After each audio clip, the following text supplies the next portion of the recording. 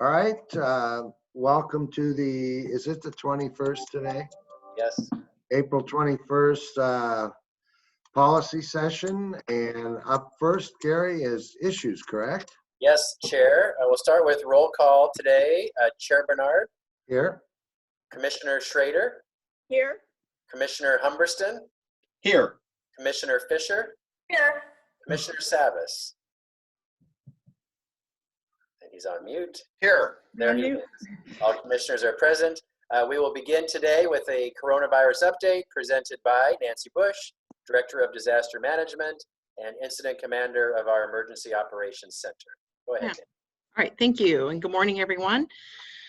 Starting out with a few numbers here. In Oregon, there's 1,956 positives, 38,089 negatives, and there's 75 deaths statewide. In Clackamas County, we have 171 positives, which is an increase of 10 from yesterday. We have 3,538 negatives and 5 deaths. Multnomah County has 520 positives, 8,616 negatives, 28 deaths. Washington County has 408 positives, 5,441 negatives, and 8 deaths. So as I mentioned, we are still seeing an increase. We are still riding the hump. It's still continuing to climb. And I know we have a lot of discussions about getting, the economy back up and getting people back to work. The governor's office has been talking about that as well. And here in the EOC, we're looking at putting together a recovery team. And we will have a framework for that no later than Monday for Administrator Smith to take a look at. And after he's taken a look at that, we'll bring our final suggestions to the BCC and how we think that here in Clackamas County, we need to do that and then fit into the region as well as the state. We continue to work with our cities and others to get the houseless safe through sanitation and food services. And in addition to that, the cities are working with us and on the summer activities and what we think we should or should not do and what they should or should not do. And it's very important for them to work with each other as well as us as we all make those decisions. So we had a really good call about that this morning as well. The cities also received a flyer from us that they could put into any mailings that they may have for utilities and other mailings that they could send out to their residents. And also just want to let everyone know too that the long-term care facilities are now getting their PPE through the state. So that helps us just a little bit with requests. So we aren't getting as many requests from them right now. But we do still have a shortage of gloves, gowns, and Tyvek suits. And that continues to be the case, and we don't see that letting up. We have tried to order all of those, and we continue to get cancellations for those orders because there just aren't any. Also, just to let everyone know, we continue to work with PGE and ODF on wildland fire season. So we are starting to make sure that we have plans in place with our partners and stakeholders for the wildland fire because we are going into that season. And we'll continue to do that regardless of COVID and what's going on there. And that is my update for today. Are there any questions? So you've seen the slides from the governors? Yes. And one of the first thing is that people have to certify that they have adequate supplies of PPEs. And you're telling us that they don't and they haven't, and we have no idea when they will. Well, and it depends on what kind of PPE they need, because some of them, it's like they may just need masks, for example. Yeah, I mean, if you're talking about medical facilities and if they need the gowns and gloves, there's a possibility that they don't have those, depending on the facility. So if you're dental, you may still have all of those things there because they've only been doing emergency dental work. But other facilities, they just may need masks, and they may just need homemade masks, for example. So it depends on the organization and what they're doing. But yeah, But you're right. There are a shortage of gowns for sure.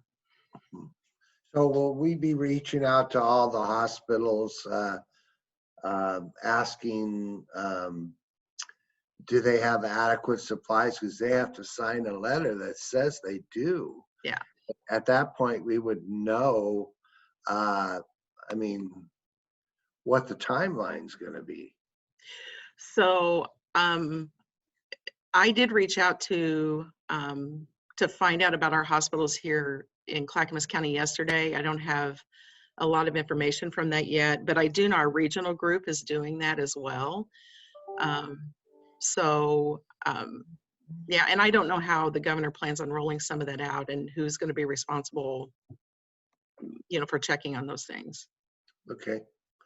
Any other questions? Kevin, anybody? Oh, looks like Yes. Ken and Paul. Ken, Paul, and then Commissioner Fisher. Nancy, you may wish to reach out to Sandy. I received an email from the city of Sandy that the mayor is attempting to get the council to pull out of the governor's stay-at-home order. There's some really serious concerns about what that could do if you had this island that was pulled out from that, given how people move back and forth between the cities here in Clackamas County, let alone into the county. So you and possibly Director Schmidt may wish to reach out to them and have a conversation. Okay, thank you. I can forward you that email if you wish. Yes, please do. Okay, I'll do that after the meeting. Okay. Paul. Yeah, so Nancy, appreciate all the great work you're doing and all the hours you're putting in with the EOC. A couple things I just wanted to mention, and I have a question. Just did want to mention that heard on a conference call last week, Commissioner Sharon Myron from Multnomah County mentioning the same issue with PPE within the hospital themselves. She's a doctor and her staff, so she was kind of echoing the same concerns I've been hearing a couple weeks ago. I just wanted to alert you to that Multnomah County has expressed that. Secondly, I'm curious, after listening in on the governor's session yesterday, my question for the governor was going to be, or will be, what is testing under that criteria? I mean, what is the proper definition of testing in the sense that people that are asymptomatic, right, may pass the test, but they could still be contagious or pass on. So my concern is that in that work to be done and still to be established, what that will actually be as far as the definition of testing and obviously having adequate testing to be able to go back to work, if you will. But my question was kind of built on my comments from last week when I brought up the contact tracing last Tuesday, I believe. My question is, who's doing that currently, or who has been doing that? What agency, what jurisdiction is doing the contact tracing for the cases that we've had thus far?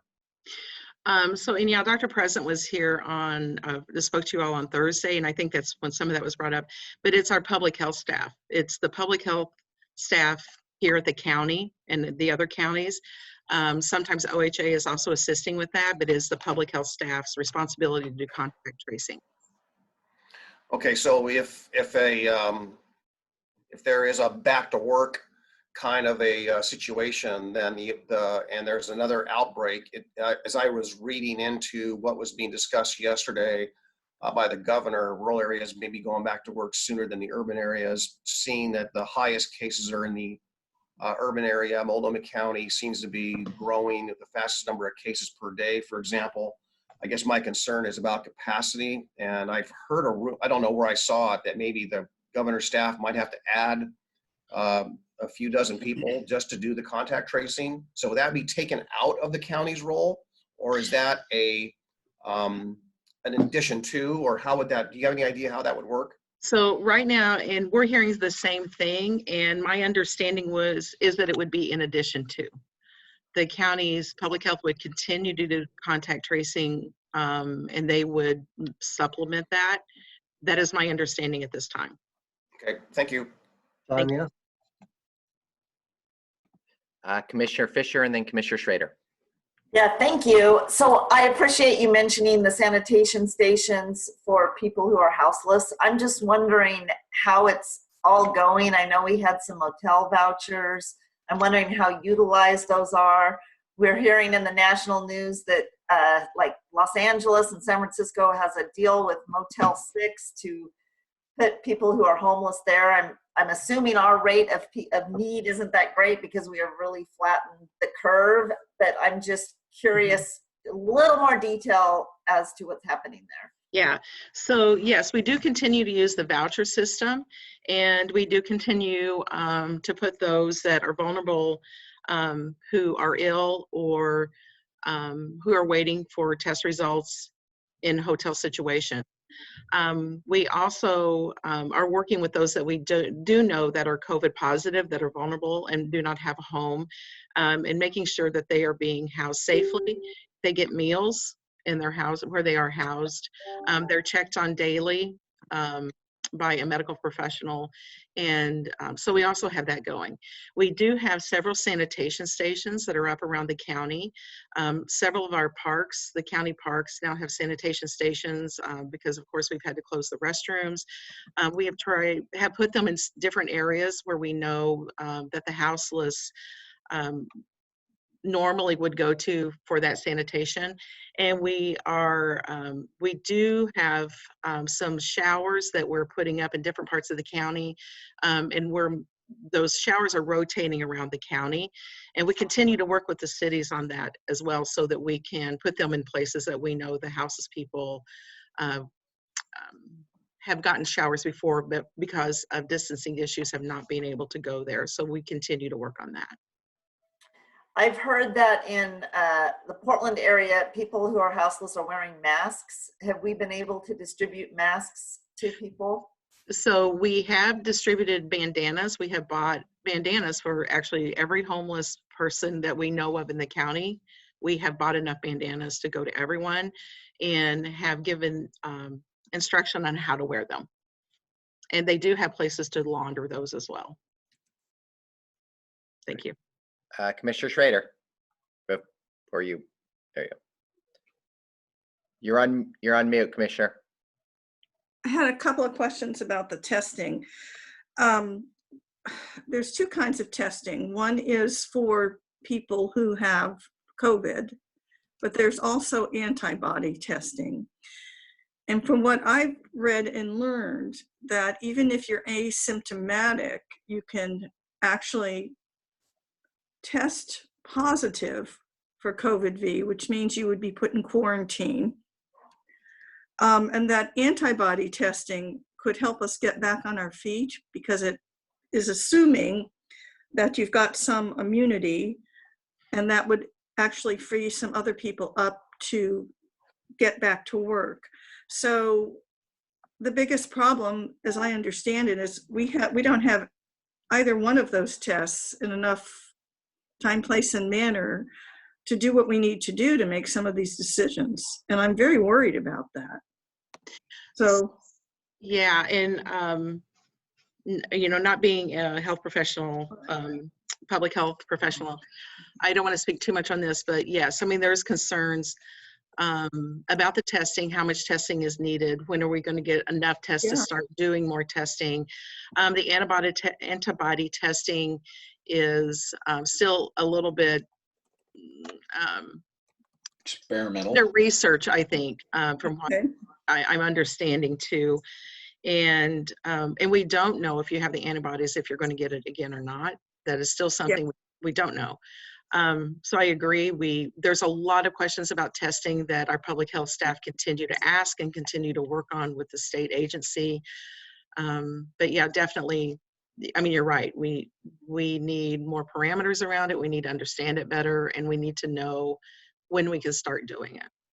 well, to be perfectly honest, my concern is how can we even remotely move into recovery unless we have this infrastructure in place? But I'm concerned. The other question I have concerns the rural areas as well. Are we doing similar things in our rural areas with sanitation stations and tracking homeless and people who are, you know? Yes, Commissioner, we are. We've worked with our rural cities to make sure that they have sanitation stations. If some of them have done a really nice job of putting the infrastructure in themselves, which Okay. we really do appreciate.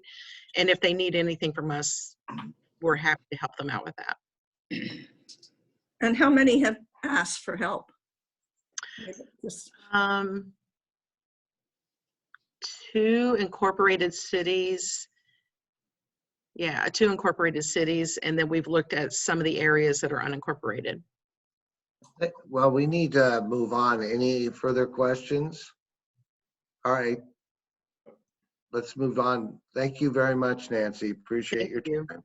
Thank you. Nancy.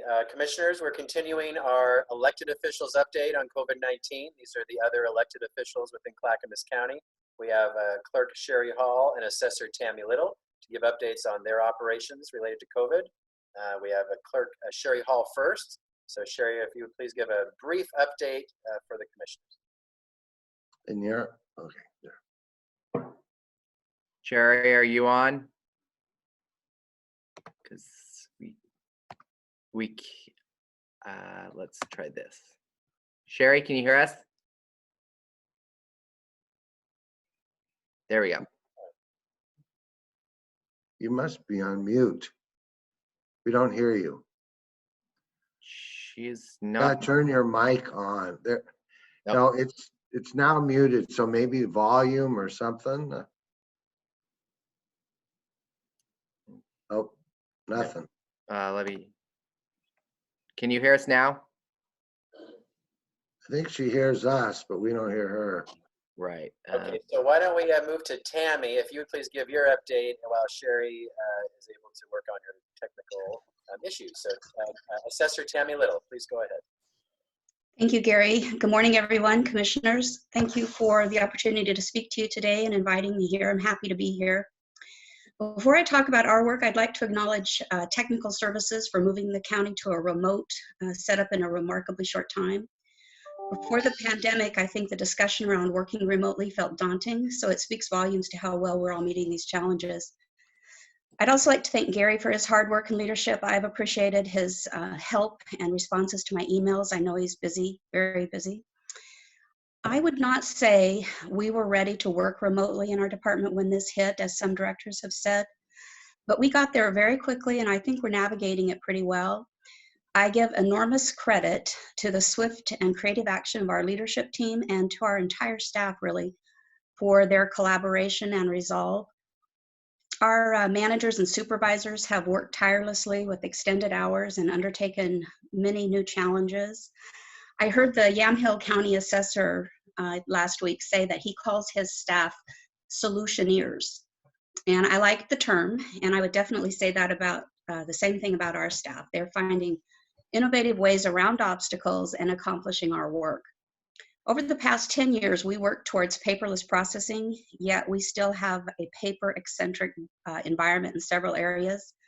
So that's a challenge. Multnomah County and Washington counties are not experiencing these same difficulties due to their implementation of a modern software solution in the past 3 years, including mobile apps and appraisal field devices.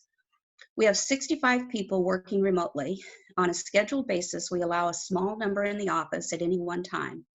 They rotate work documents, pick up assignments, perform essential functions that can only be done in the office. We require that they follow all CDC safety guidelines, and we ask that they log in and log out of a tracking document that was shared at EMP by Cheryl Bledsoe. Since the closure on March 23rd, the Assessment and Tax Department has continued to provide daily customer service. We accept and process applications. Staff remotely attended BOPTA hearings at the clerk's office. We continue to attend tax court case management conferences. Our appraisal staff has coded sales, and they're preparing for our annual ratio study, which achieves market value. As of January 1, appraisal is now conducting exterior-only field inspections. Our staff processing business personal property returns, we're posting tax payments, we're issuing refunds, identifying deeds, processing ownership changes, plats, segregations, and annexations, and we are also working remotely on GIS map updates. So it's a lot of work, and we've done it fairly quickly. There are numerous areas of uncertainty right now, one being revenue collections and property taxes. So I want to let you know that the final trimester payment for 2019 is due May 15th, and a reminder notice will be mailed out this Friday, April 24th. There have been no extensions legislatively for this due date. We continue to post deposit online daily and process our mail weekly. We will process mail 2 times each week through the collection period. We did balance payments and allocations at the end of March to create the distribution amounts for the treasurer. And as Brian stated when he spoke last week, our departments have worked together to ensure the monthly distribution of revenue to all taxing districts happens timely. Our current plan for the May 15th collection period is to be open remotely on Friday, May 15th. We will add additional information and payment instructions on our website about our closure, but how we accept payments. And we've also asked PGA to do some public service announcements around the due date. They'll do 2 of them. We will have a small number of staff on site to process the additional payments during the collection week, but most staff will continue to work remotely, responding to phone calls and emails from customers. Our typical phone call rate during this payment period is about 250 calls per day on average. Last week, the treasurer reported that our work with our new vendor retail lockbox is going well. They process the majority of our mail-in payments for the 3 annual payment periods. We're really grateful for the work Brian and his team did to get that new contract in place and selecting that vendor when U.S. banks stopped offering the service. I don't know why they stopped your video. Who knows? Kevin, can you mute Sherry's line, and then Tammy, please go ahead. Our neighbors in Multnomah and Washington made the decision to self-process their payments in-house.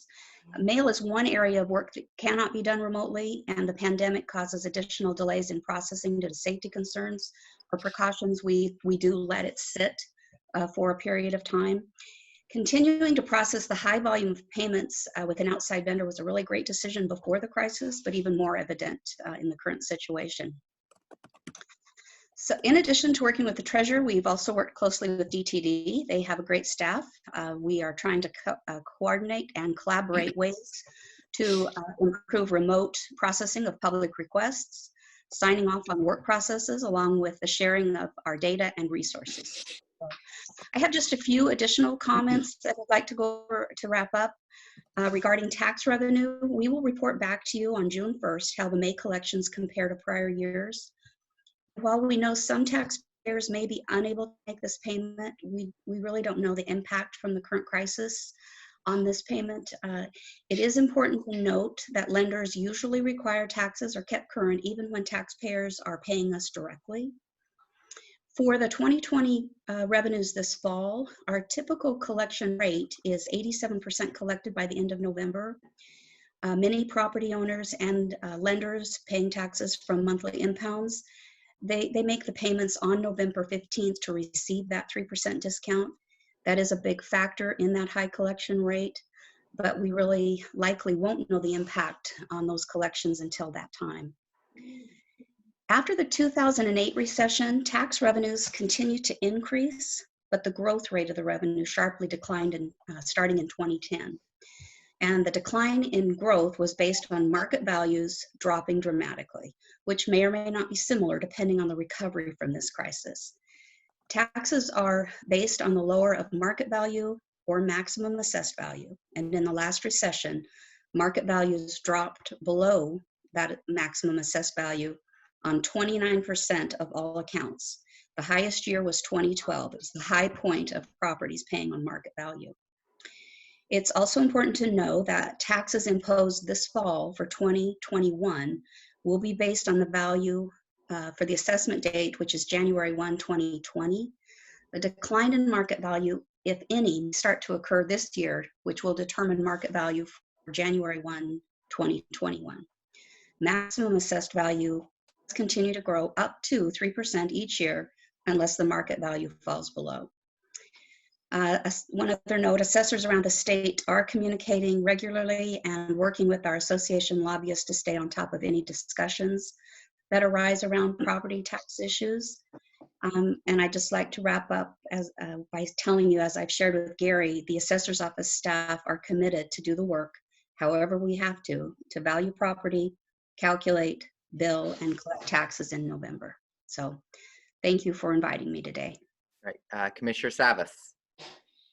Yeah, thank you, Tammy. You earlier referenced that typically we get 80% of our revenue in the November payment period. My question is, do we recall what that number was in 2007, 8, 9 during that recession period? If it dropped off dramatically or was it just a slight drop? In just a second, I have that information actually.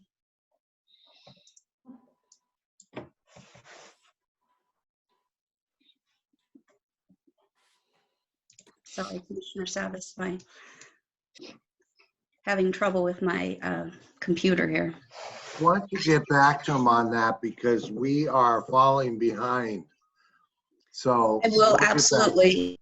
I believe it was the same because it is a typical number that repeats itself year after year, but I will verify that. All right, any other questions? I do not see any, Mr. Chair. All right, thank you very much. Yes, thank you, Tammy. Next, we'll see if Clerk Sherry Hall, if you're able to join us. Okay, can you hear me? Yep. Okay, good. Okay, well, you know, we have really positive attitudes over here. Everything is working well. We're at a very much higher volume, it seems like, in recording because the housing market must be strong. We have 3 of our staff working remotely from home. 1 comes in every day and 1 comes in part of the week and stays home part of the week to work. And we need someone in the office because we still get a lot of recording documents by the mail, which are paper documents. All the at-home people are doing e-recording. But I'm going to start out with the positive because I think we all need that. We have already collected over 100% of our, in fact, we're at 102.44% of projected revenue for recording, which means we've collected what we said we would. And for the next 3 months, which is April, May, and June, the revenue collected will be up to you for what you want to use it for. Doesn't need to come here. Recording people are really busy also with abstractors, the people that come in every day and look at our documents and pick up whatever information they need. Since they're not allowed to come in, we have not been able to keep up with their email requests because we have to copy the documents and send them via email. And so Gary gave me permission to open the office to the abstractors. And what we're going to do is have them come in for a 2-hour shift once a day. If we can get everyone in, we can have 2 for a 2-hour shift and still have the space that's necessary. And then that work will be done by them like it always has been. We are not selling marriage licenses. There has been a few things to do with marriage licenses that we've had to do where I go outside and meet up with a person to get, you know, what needs to be done. Recording is definitely an in the office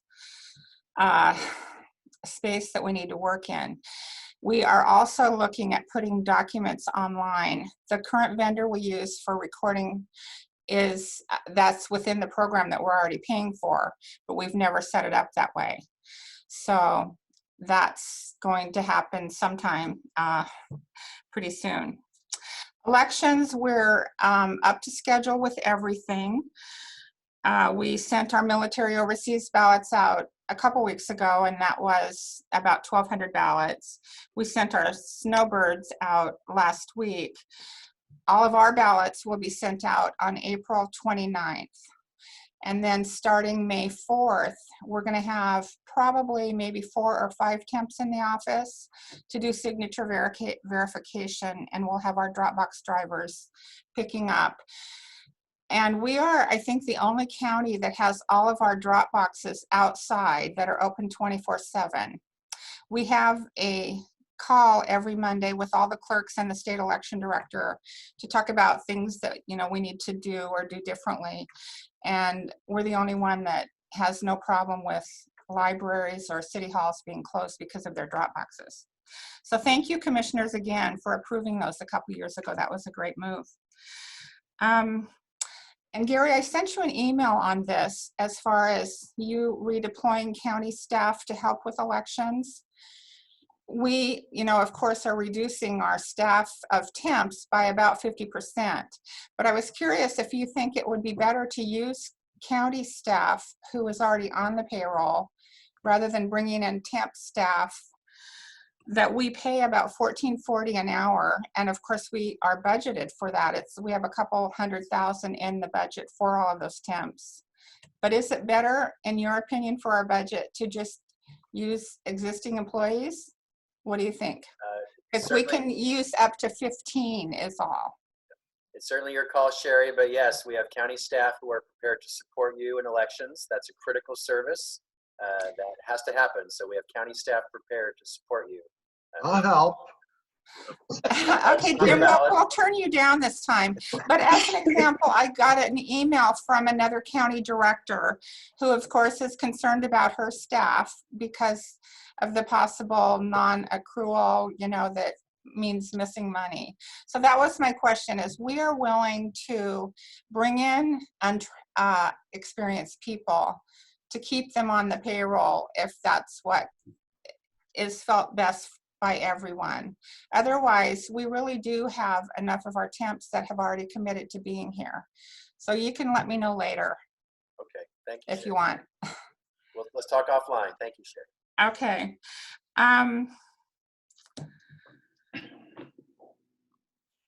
Let's see. The voters pamphlet will be sent out April 22nd. That's tomorrow. And then ballots, as I said, are sent out April 29th. And you already know that we're not working through the night on election night. We talked about that a while back.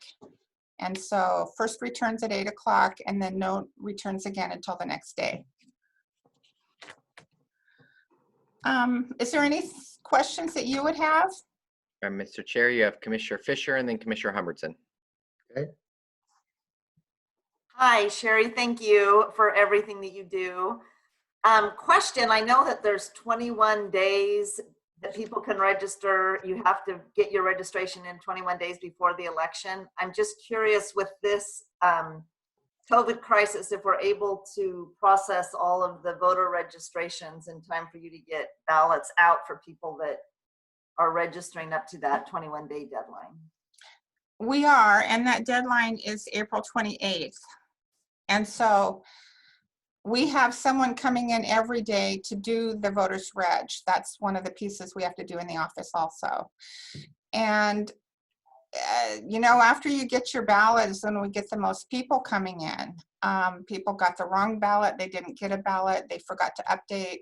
And you can update your registration within Oregon up to election night at 8 o'clock. So we are planning to staff the areas that need to be. We don't turn anyone away. And we will be able to accomplish that. We have some temps that could actually come in and run the office with the rest of us gone. That's how much experience they have. And if you hear of anyone, they can call the office and we're going to have something set up for them so they can, come in and get a ballot and update their registration and do the things they need to do just as if we were open. We are ordering plexiglass too for our counter space, both in recording and elections, because who knows, we might be open by then. What do you think? Ken. Yeah, I just wanted to say that I very much support the idea of using our own staff, if at all possible, if they are County not. staff that's already on the payroll. Absolutely. Yeah, Okay, I think that's thank an you. excellent idea. I'd rather keep our folks employed as long as possible than be bringing in temporaries. No disrespect to the temps, I understand that, but my first priority, speaking for myself only, of course, is our current staff. So Mr. Humbertson, conduct a vote privately of your colleagues and send me the result, and we'll do that. No, I agree. I agree too. Okay. Looks like we're seeing nodded heads. So yeah, it's great. It's not a secret vote? No. We don't do Okay. secret votes here. We don't do secret votes, that's right. All right. So you recommend using county staff. So I will respond. Well, Gary, I'll include you because it tells how many we can use. And one department had, I think, 4 or 5 that they wanted to send, so. Great. Thank Okay. you. Thank you. Have a great day. Thank Good you. job. And good job to all of you. Thank you. Right. We'll move on. We have many more topics to do in 25 minutes. So first I'll ask Sue Hildick, Kevin to please bring in Sue. So commissioners, we'd like some guidance from you on your listening sessions, town halls, and if you choose to do evening town halls and or listening sessions.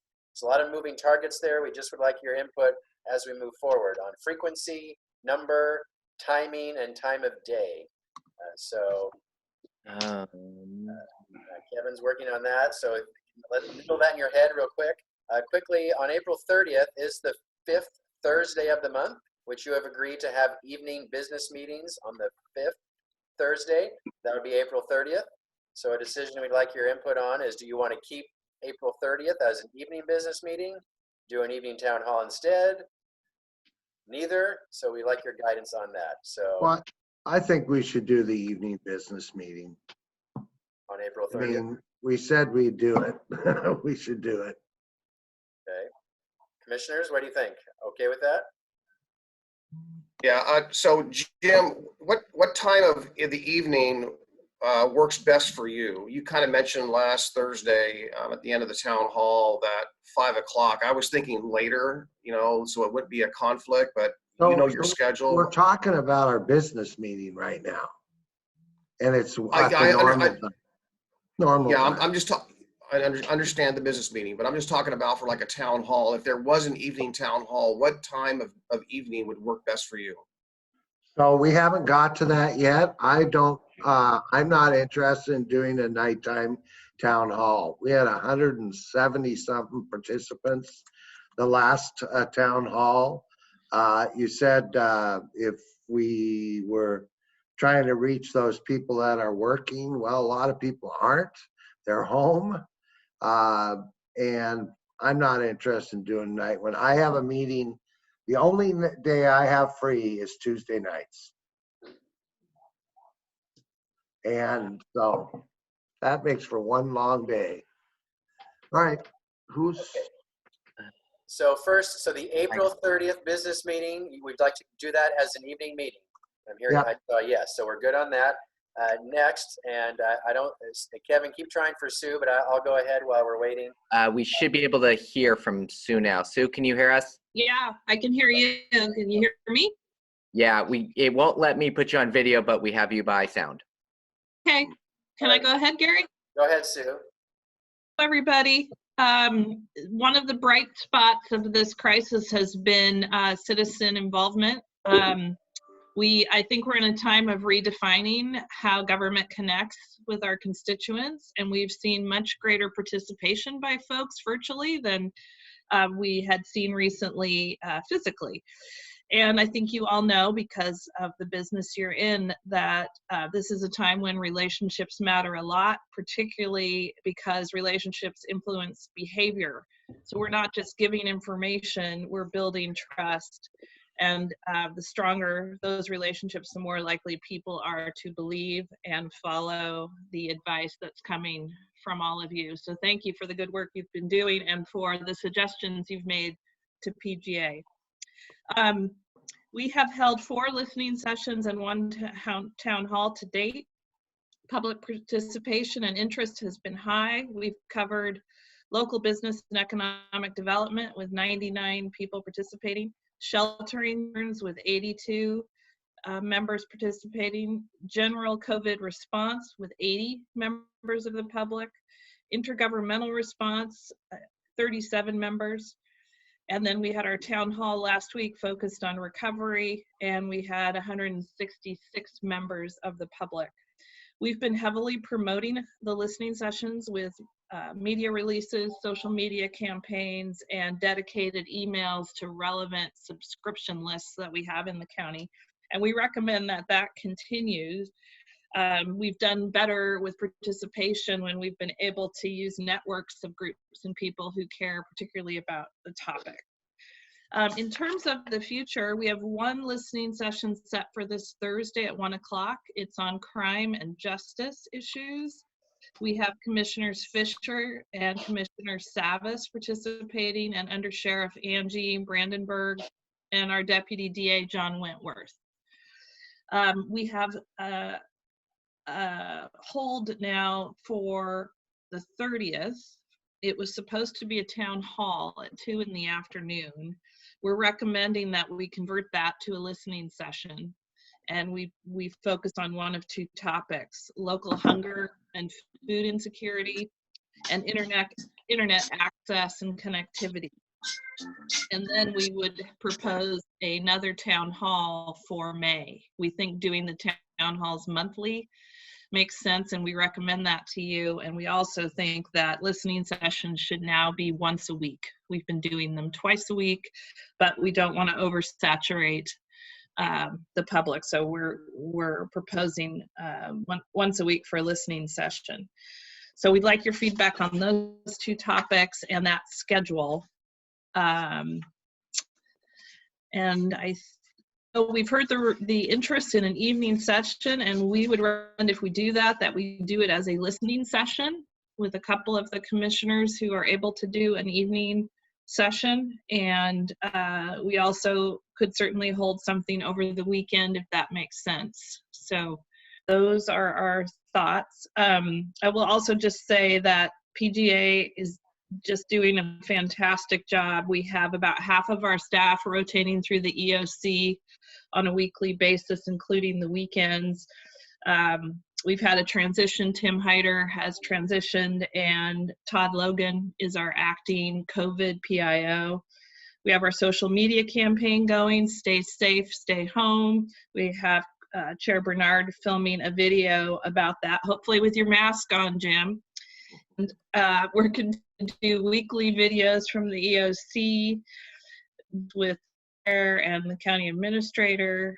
Clackamas quarterly is landing in mailboxes on the 30th of April. It's an 8-page edition, but shorter than we usually do, insert from the sheriff, but that's 200,000 households getting information about COVID, and also focused on good news that's happening around the county. Also weekly employee emails for Gary, and I'd say hourly updates to the website to try to keep things fresh and easy to access there. It's just been phenomenal. We were one of the departments that could go remote for the whole department quickly. So thank you, Gary, for getting all in place before I got here. Okay, I guess the question is, comfortable with listening sessions once a week and a town hall once a month, and some feedback on the topic for the next listening session, which we would propose for next week on Thursday. Thank you. Kevin, how many people are on now? Total people, Mr. Chair, we have 36, with only 12 showing as panelists of the ones that are actual panelists or our support staff. Okay, thanks. So I like the listing post once a week. It's fine. And then a town hall once a month is great. I think I'm addressing those. How about you guys? What do you think? Commissioner Savas. Paul? Yeah, I'm okay with once a week on listening sessions. This one is at 1 o'clock for Thursday, whether it's 1 o'clock or maybe it's 3 o'clock, but 2 o'clock kind of puts a hole right in the afternoon. It makes it kind of difficult. So, you know, not a big deal, but hopefully we can create a consistent time. 1 o'clock works. As far as a topic, hopefully maybe by then for a town hall topic, maybe then we can talk about, or you might be more timely with regards to reopening Oregon or reopening Clackamas County. And hopefully we'll be in a position where we can talk about with more detail as far as all the criteria around that. But that's just not my idea. Thank you. Very helpful. Anybody else? Commissioner Fisher. And Yeah, I like, Sue, what you have recommended to do once a week and to do a once a month town hall. I think that's good. I agree that we don't want to oversaturate. If we hear from folks that they want more through this, we can always add, but I think we've done a good job pacing. I like Paul's idea about the topic for the town hall. I also think a mental health town hall might be a good idea as far as talking about some mental health first aid and suicide prevention and just how to stay healthy. And we have Gally, who's amazing, who could give some information, and maybe some other folks through our wellness team. And we've got some really great resources in Clackamas County. And I think that issue is one that is, the stigma is kind of, we're making great strides in this crisis because people are really recognizing the importance of mental health and really how fragile everyone is. So that's just another idea for a larger topic. It could be a listening session with some experts who could, I just think Gally's great in talking about that mental health first aid, and I think we have an opportunity. Yeah, I heard you were interested in that and did make that suggestion. Ken? Yes, Sue, as this is dragged on, I know that there's a lot of interest in how we are going to reopen the county, and obviously in coordination with the state and other counties, et cetera. Maybe some way of getting input from the public and their suggestions on how we might do it would be useful to us. So if there's some way you can, using PGA's resources, figure out a way to get input from the public through either the listening sessions or town halls or some other method, maybe we get some good ideas that would help us move forward. Love that thought. Yes. One of the things that we did not do that we normally would have done this time of year is our community survey that we do each year with DHM. We held that. It was supposed to field right before this crisis hit. And I keep thinking we should use that as a way of getting information during this time. It would be a little bit different than our traditional use, but people are home now and we can get them on the phone and through their email, and it might be a means to think about that. Yeah, I had a conversation with a constituent last night, and you know, he's a small business person, and that is their big concern. How do they get going again? And he's working with a small group in his community to figure that out. And I said, you know, send me an email with your suggestions, but maybe we can expand that concept to the county as a whole and get as many ideas as we can. The problem with interrupting the current survey is that we use that to measure, you know, our successes. And I don't know, maybe it's a survey monkey or something idea. So if there's nothing else, we're still way behind. Gary? Yes, so consensus I'm hearing, commissioners, monthly town halls, weekly listening sessions, April 30th business meeting remains an evening business meeting. I've not heard support to do ongoing evening town halls or listening sessions. Is that right? Correct. Okay, for now. All right. All right, thank you, Sue, very much. Moving on, I'm going to juggle the schedule because we're not going to finish everything. Next, I'll ask the H3S team. There's a multifamily Northwest response letter. I actually can do this myself. So commissioners, you did receive a letter from Multifamily Northwest in March asking for some input and guidance from you on what the county is doing for housing during COVID. Staff did prepare a draft for you. You asked us to redraft it. It has been redrafted. It was in front of you in your packet. Do you have any feedback on that draft, or can we send that response? Send the response. Are you guys good? I'm good. Okay, great. We will do that. Next, an update on Clayton Mohr Commons. I'll ask Rich, and Rich, if you want anyone else from your team, please tell us. We'll put them in the system, the panelists. Right. Rich, can you hear us? And Stephen? I can hear you. I can hear you. Okay. So we're not doing camera, I take it? Just go ahead, Rich. I'll see what I can do. And Okay. really quick, please, like 2 minutes.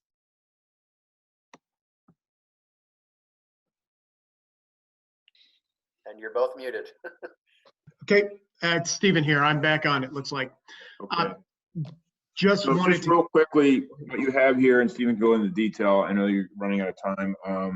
We are getting ready to close on the Clayton Mohr Commons. What that means, it's a financial term. We're not actually closing the Clayton Mohr Commons. This essentially is a significant financial achievement for us in terms of success of the project as we get ready to close financially in terms of ownership, and we are projecting mid-May. So we just wanted to do an update. So Stephen, go ahead. yes, just want to make sure everybody can hear me okay. Yep. Just wanted to give you an update. As Rich mentioned, we are moving forward with the transfer of ownership. This was contemplated in our development services agreement executed by the board on August 16th of 2018. Just a reminder, this was a co-development project with Northwest Housing Alternatives that I've had the pleasure of being on both sides. We are now at the point where we're about to convert to permanent financing, and as contemplated, always transfer ownership from Northwest Housing Alternatives over to the Housing Authority of Clackamas County. That gives us a lot of opportunity to implement a housing first, low barrier model to ensure, you know, that our neediest veterans and their families are assisted. We're in the best position to be the long-term owners here, manage the property, provide the necessary services, and it also becomes a cash flow stream back to the organization, which helps us with long-term operations. Currently contemplating that the closing will occur towards the end of May. As with all things COVID-19 related, that's slipping a little bit with our title companies, but again, this mechanism to execute an option was already contemplated, and so we just wanted to give you an update that this is about to occur and ask if there were any questions. Commissioner Savas. I want to say just kudos on great work on that project. Thank you. Yeah, great job. Thank you. Other than that, we're good. So thank you very much. Appreciate it. Okay, thank you. Have a good day. Rich and Stephen. Something that's not on your agenda, but we need to address today. I emailed you this morning, commissioners, a letter to our congressional delegation about the CARES Act, version 4. I'm sorry, Chris is back online. Chris, do you have any update you want to offer on that? Are you referring to the letter to the governor? Yes, the one you sent yesterday, yes. Yes, so it's a sign-on letter, and the background is that the CARES Act provided roughly $1.6 billion to Oregon, and of that funding, a chunk of it, we don't know how much, will be going to the city of Portland, Multnomah County, and Washington County, because they will receive direct funding because their populations are greater than 500,000. There is a question on the remaining amount of money and whether the state will be providing any of it to local governments. So this letter is intended to start the conversation and specifically request that meaningful relief be provided to local governments through some of this funding, and it will be sent sometime this week. So just wanted to double check and make sure that you are good with adding Clackamas County to it. Why wouldn't we? Everyone good? Thumbs up? Oops. Okay, thanks to all. Great, we'll go forward on that. Thank you, Chris. Next. Wait, I need to Wait. Chris, no. So Chris, you provided those talking points to Paul and I for our conversation with the governor yesterday, and Clackamas County wasn't able to chime in, but I was asked to email, so I did email Leah a little snippet about that. So I wanted to let you know that that's in the works, and I realized I did not CC you on that, so I will forward what I sent to Leah so you have all the information. Okay, thank you. All right, thank you. Next, Stephen Madcore, Andrew Naris. So commissioners, we want to update you on bumping rights for non-represented employees. We did bring this to you a few months ago. You wanted us to do a little more outreach to non-represented employees, which has occurred. So wanted to quickly update you on that before it goes back on your agenda. So Andrew or Stephen, please take it from there. I'll jump in, Stephen, if you don't mind. It's staff is proposing really a change to our personnel policies and procedures that are currently in the county code. The code currently provides, as Gary said, bumping rights to non-represented employees in the event of a layoff that would allow them to bump less senior employees out of an equal or lower position. Worth emphasizing that that's not consistent with other jurisdictions. City of Portland, Multnomah County, Washington County, City of Vancouver, and Metro do not allow non-represented employees to bump other non-represented employees in the event of a layoff. And also worth emphasizing that this would not affect unionized represented employees in any way. Their own bumping rights are dictated by the contracts that they have with the county. So this would strictly apply to non-represented employees. As Gary mentioned, we brought this to issues January 14th, I believe. The request was that we get feedback from non-represented employees, and that happened March 2nd. My understanding is that very few of the comments were critical of the move, and most were, if not unaware, generally supportive of the removal of that provision from the code. So, Gary, do you have anything to add about the listening session that took place? Yes, we did do a listening session. We invited all non-represented employees, which are approximately 300, I think. About 30 came to this meeting. I offered a free pizza feed at my own expense, and that helped get people in the door. The main concern was the impression that we're treating non-represented employees differently from represented employees. All employees are valuable. There should not be a tier system here at the county. We talked through that. It's not the intent of this policy, but rather the main sticking point was those who were a represented employee and then later were moved to management and became a non-rep. They were concerned that if their position were to end, do they have any bumping rights back into the union? And there is an allowance for that. Andrew, help me say this correctly. There is that way if someone went from a represented status to a non-rep, they could go back to represented, and that calmed the concerns that were in the room at the listening session. Andrew, did I say that correctly? Yeah, that's correct. Our contracts, they vary subtly, but generally provide employees who are promoted into a non-represented position the opportunity to bump back for at least a period of time. I believe it's somewhere between 6 months in some contracts, up to a year in others. After a year, you would lose the right to bump back into a represented position. You've kind of, been brought into that, into the non-represented position. So I think that this is a prudent move, and we're recommending that this be moved to a first reading at the April 30th public policy session. So we've done what you asked, commissioners. The question is, are you comfortable moving forward now based on this additional feedback? And it'll come to you at a business meeting. That's where you will make the final decision. Yes. Okay. Yes. Okay. That's 2 yeses. Thumbs up from Commissioner Schrader, Commissioner Savas, Commissioner Fisher. Thumbs up, thumbs up, thumbs up. Great. All right, we'll bring it to a business meeting for a first reading. Thank you, Stephen and Andrew. Next, Kevin, could you please present the advisory board appointment? Yes, real quickly, Commissioner Schmidt, we have the Planning Commission. Staff is recommending reappointment of Michael Wilson, Thomas Peterson, Mary Phillips, and new appointment of Carrie Park. So moved. Second. Okay. It's been moved and seconded that we promote those recommended by staff. Any further discussion? Go ahead and poll us. All right, Commissioner Humbertson. Aye. Commissioner Fisher. So I didn't see any documents on this in our packet, and I just bring it up because I was approached, I believe, and Mary Jo could help me, by a lawyer in Clackamas County that I think wanted to be on this committee, and I just don't know what happened to his application or if that was followed up on. So if somebody could help me know what's going on. I see Ken has his hand raised. So this might be helpful. We as a board had decided to keep the original people that had already been on there and not interview for that. So we only interviewed for a single position, and Ms. Park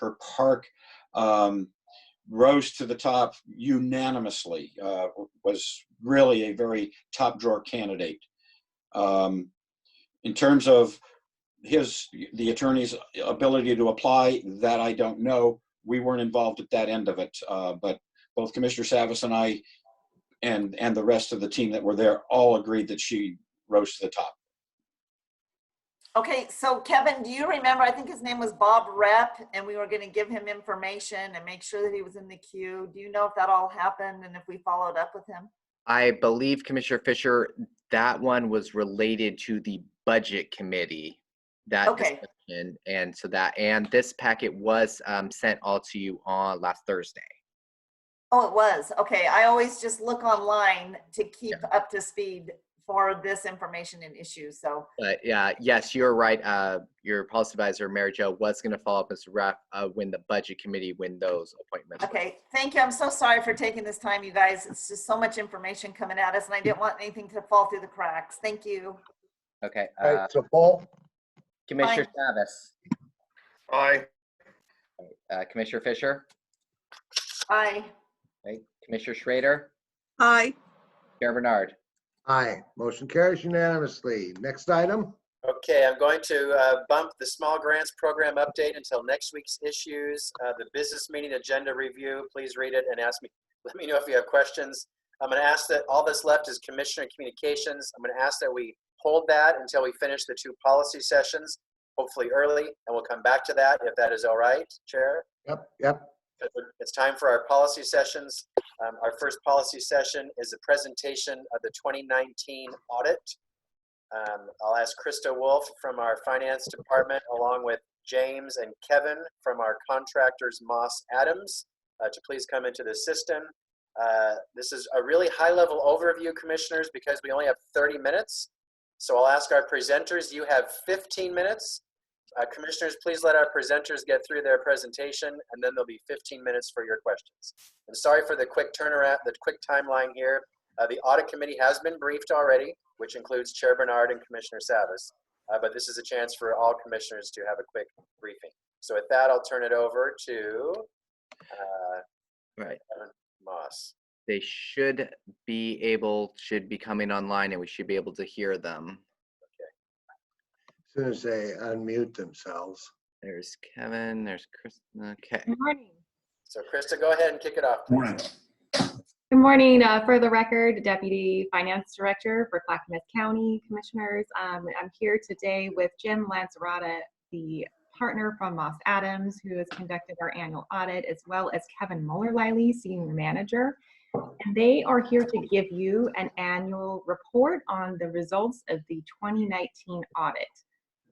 And with that, Kevin, if you want to kick it off. Yeah, thanks, Krista. So as was just mentioned, we have met with the audit committee already to talk about the county's financial statement audit, its federal awards audit, and then all the audits of the component units. You may recall that Jim and I met with this board back in mid-December, and we updated you on all of the component unit audits that have been issued to date. At that point, they had all been issued except for the development agency. We issued the development agency about a week after that meeting, and nothing new came about. So really want to focus on the county's audit, which was issued in the past few months. So what Jim and I want to go over is who was on the audit team, and then kind of 5 key questions that we think that you as commissioners would be interested in understanding about the county's audit this year. Looks like Jim will be joining us soon, but Jim oversaw the audit. He's responsible for signing off on all the county's audit reports. I oversee our audit team and make sure there's good communication between county finance, all the other departments that we're meeting with several of you and asking good questions to make sure you're in the loop on the county's audit during the year. We have two other audit partners besides Jim, Amanda and Julie. They do a quality control review of the county's financial statement audits. Julie's a utility partner, and we have her look at Wes's audit every year. I have some other managers that are involved in making sure the audit staff are doing a good job communicating with your folks on a day-to-day basis, making sure all the detailed testing is formed. And then Leela's an IT senior manager that works with your IT folks to make sure that we're making sure there's good controls and policies in place over IT systems. So as far as what the county audit entails, really 5 aspects we want to make sure you understand that were in place during the audit. Really the thing that you probably think about with an audit is we do that independent verification of transactions and balances. Some of that's by confirming balances with third parties such as banks with loans, your investment in cash balances at June 30, 2019. We verify that. And then also that more detailed work looking at cash receipts, that something was indeed collected, that there was a bank statement showing a deposit, or when you make payments, we're looking at detailed invoices you're receiving from your vendors, making sure that that all ties out. But in addition to that detailed verification, we're also making sure there are good internal controls in place. The county has a number of financial policies, and we meet with your different departments and walk through transactions to make sure that not only are the invoices, the receipts that we're looking at, but they're following the internal controls that the county has established. Because the audit is with an Oregon municipal corporation, Clackamas County certainly follows that. So we test Oregon minimum standards, which bring in a number of OARs and ORSs. And then we also look at federal compliance requirements. You receive approximately $76 million of federal expenditures was on your schedule of expenditures of federal awards this past year. And as a result of that, we looked at 2 major federal programs. The Home Investment Partnership Program, which is with your housing side, they had about $18.4 million. That's a program that we audited. And then your Highway Planning Construction Cluster, the DTD, is responsible for. They had about $2.5 million, and that's a program we audited this year. We also do a good technical review of your financial statements.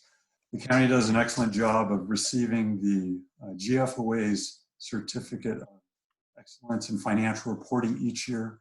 So Jim and I are making sure that the CAFR that you submit to the GFOA each year has those additional technical requirements met. And we believe you will get that award again this year. And then finally, we're responsible to report audit results. We primarily do the more detailed reporting to your audit committee, but it's also important to make sure that the full board has a chance to meet with its external auditors. Jim, you want to hit our next point? You can see question 2. Jim, you're muted. There you go.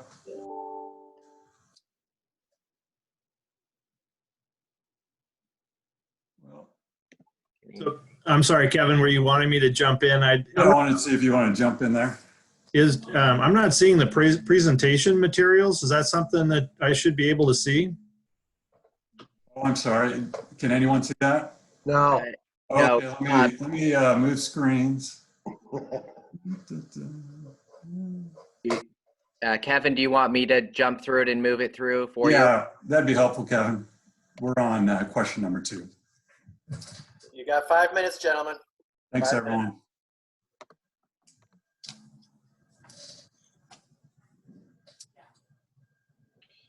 There we go. Go on, Kevin. I can jump in here as we go. Okay. So what I want to talk about next, how we got there to make sure your financial statements are accurate. We tested those internal controls. We performed that detailed testing. So As a result of that, we issued a clean opinion on the county's financial statement audit. This issued back on February 28th. We worked with county finance to extend until the 28th of February and meet that state requirement. The federal awards audit was issued about a week later on March 6th, and that also received a clean opinion. The one finding that we had was on the development agency. That's something that we talked about with this board in that December meeting. So subsequent to that, there were no findings to report. As far as compliance with federal and state laws, the only issue we had there was with the Oregon minimum standards. Anytime there's an over expenditure of your budget, those need to be reported. So there were 5 county budgetary over expenditures, and I understand from talking to county finance that finance has already talked to the board about that and taken action on those matters. I hear you. With the Cutting in and out. You might need to get a little closer to your mic, Kevin. Okay. So with the Oregon minimum standards, just 5 issues with over expenditures, no federal grants compliance issues. In terms of any fraud, waste, or abuse, I think if we had seen any, we would have already brought it up to your attention, but happy to say that both of our audit, we did not identify any fraud, waste, or abuse. We got there by doing all of our audit work, detailed testing, meeting with a number of county, both employees and elected officials to make inquiries, and then really just doing some surprise procedures that we incorporate in the audit plan this year. Yeah, and you might want to advance the slide there. I think that's question number 3 Kevin's responding to. Let me, second here, let me change how we do this. So that was, yeah, question 4. Oh, okay. I think we only had one other point, Jim, to cover. That was on the kind of financial condition of the county. If you can bring up that slide, Kevin. Okay. Give me that. Question. Is that where we're at? Question 4? Question 5. And on my screen, that's too big. Can you reduce that so we see more of the slide? Yes, let me see what I can do here. I'm going to recommend you not wait for the slides because we're running out of time. I'm sorry, Frank. Yeah, what we really wanted to do was consider the general fund balance, which is really important since there's a lot of unrestricted funds in there. And we want to make it clear that I think there's a general fund balance. So if you can't see it, there's 5 years we have up there. Yeah, just click to the next slide, number 10. Did you get that? Yeah, we're on slide 10 for you. So it's been above $20 million for the past 5 years. 2017 had a large increase, and that was from the about $59 million of general obligation bonds. Breaking up again. You need to get close to your mic, Kevin. Is that better? Far. So the general fund balance had a spike 3 years ago for the GO bonds. That was for the emergency radio equipment. And then it's basically declined as that those proceeds have been spent and the debt's repaid. But I think the county's fund policies for the general fund show that it's performing well. Just the overall, now I'm missing the slide.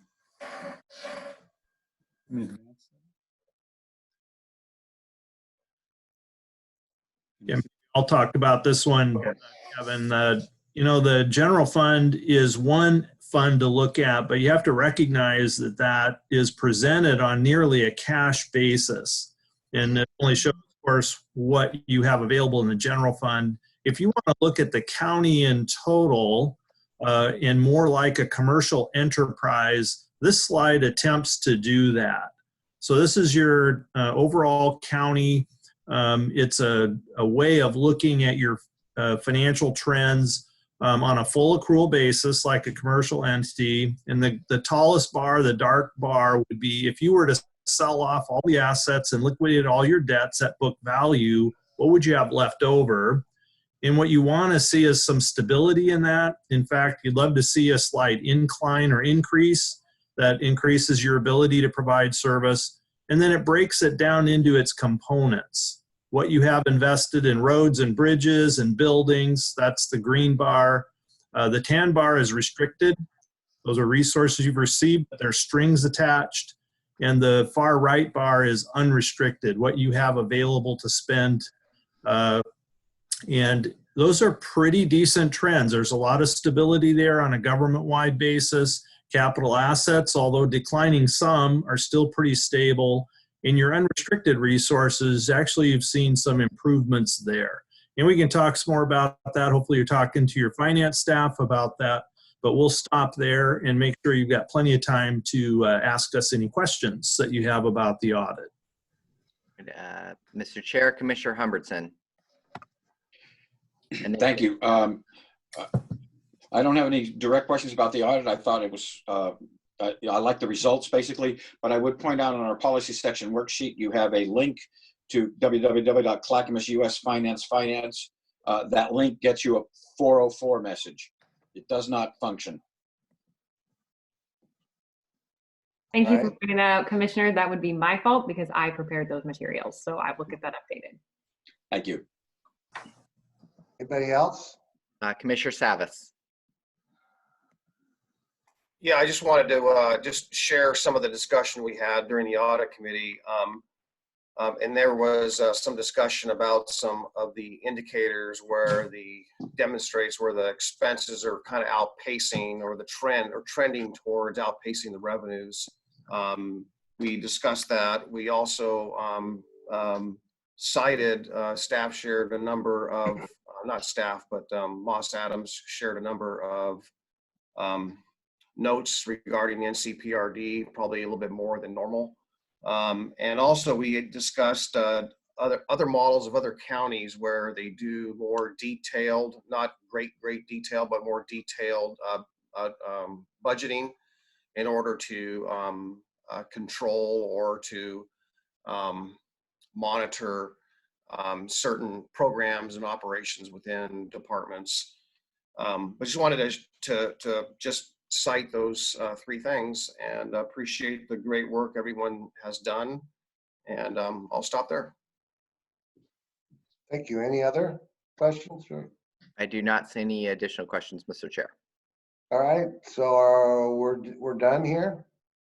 We're done with the audit presentation. Thank you, Krista, Thank you. Jim, and Kevin. Okay.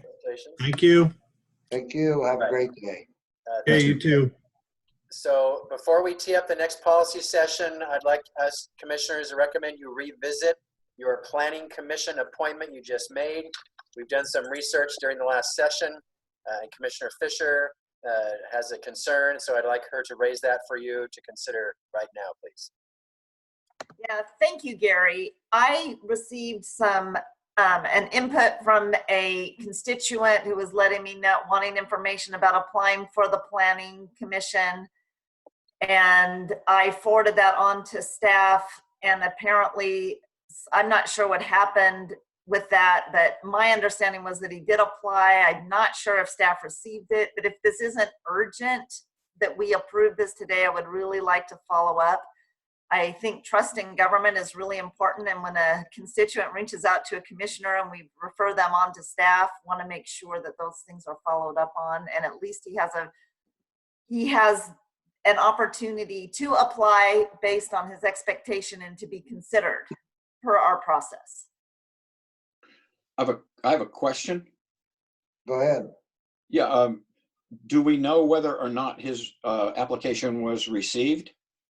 All I know is that he expected that he filled out his application and turned it in per his communication with me, but I think the ball may have dropped in my referral to staff and then following back up with him. So that I'm just not sure what happened.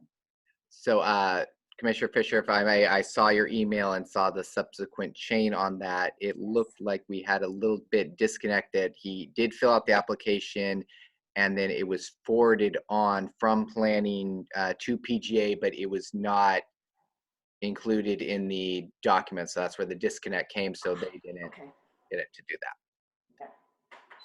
So I'm going to recommend, commissioners, you rescind your appointment, give staff time, because this person did apply, and it's our staff made the error, not him. So it should be someone you should consider if you want before you make your final decision. That would be my recommendation. Commissioner Savas. Yeah, well, I can't help but not mention that the error that was made when the budget committee was a year or so ago, when Mr. Maglin, for example, his email address was sent to his query from staff was sent to the wrong email address, and Mr. Maglin actually applied as soon as possible, but that was an error on staff, but that was not reconsidered. So I'm just thinking that whatever policies we have, we ought to be consistent in our actions. So we didn't reconsider Mr. Maglin, even though the error was made on our side. Well, I guess my question is, do we know if there was a screening of his application before Commissioner Savas and I actually did the final interviews? Because he may have, my question is, was he screened out at the application process, and do we know the answer to that question? And that's probably a no, we don't. So that's why we've, Commissioner Fisher and Gary have asked to delay this appointment. So let's get those answers and put it back on for next week. Thank you. All right, next. Okay, so we're back to the next scheduled policy session at 11:30. We're ahead of schedule now, which is great because we still have commissioner communications to do. So Hey, I'm just gonna race away. I'm gonna put myself on my video, but I'll be back in about 2 minutes, okay? Okay. You want to move forward, Chair? Or Sure. Okay. We can move forward. Next is Tri-City Water Resource Recovery Facility Outfall Project. You are now, commissioners, sitting as the governing body of Water Environment Services. So I'll mention that as you start this. We have Greg Geist, the Director of Water Environment Services, and other staff he may invite. So I'll ask Greg to kick it off, please. Good morning, Chair Bernard and members of the commission. I'm not sure, we had this on our calendar for 11:30, so I don't know that I have all my staff on board quite yet. But Kevin, can you go ahead and kick it off? Yes, thanks, Greg. So you are on, Shelley Perini is on, and I just promoted Lynn Chacon, should be able to see and hear us as well. Right, and we're waiting on Jeff, but if he, yeah, so we'll muddle through. So Kevin, can you pull up the presentation? Oh, yes, give me 1 second here.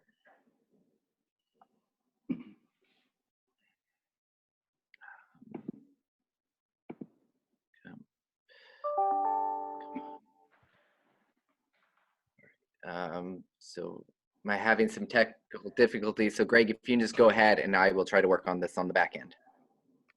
Okay, great. Good morning, Chair Bernard, members of the commission. My name is Greg Geist. I'm the Director of Water Environment Services. And today we're going to be talking about our Tri-City Outfall project and asking for approval to seek support from Oregon City on a ballot measure that will allow us to construct the project. Stay close to your mic because you break up. Okay.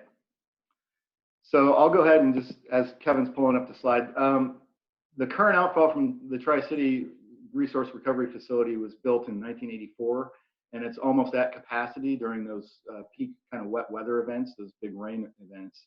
And so what we're proposing is to build a new outfall which will be large enough to provide capacity for build out. It'll be larger than the current outfall and pass through, or under rather, John Storm Park in Oregon City. You may recall in May of 2019, the board approved a contract with CH2M Hill, now Jacobs, to design the new outfall. And so we've made some progress in the early stages of design and exploring routes and things like that we want to talk to you about today. And again, seek your approval to go forward. So the issue, in order to move forward with placing the outfall, we need to go, we're saying through John Storm Park, but it's hopefully, and every intention is to go beneath John Storm Park with little to no impact on the park. But because of Oregon City's charter, they require a vote of the people to do really any work within the boundaries of their city parks. So that's the project. And I don't know, has Kevin got that up yet? Yes, I do, Greg. It's hard to see, but so I'm going to minimize it as you can go through it. Well, that's my hope. Okay, yep, so that's the issue. Okay. Now I'm going to hand it off to Lynn Chicoine, Wes's Capital Program Manager. Hi, if you'll back up one slide, Kevin. There you go. So this project is part of a larger look forward.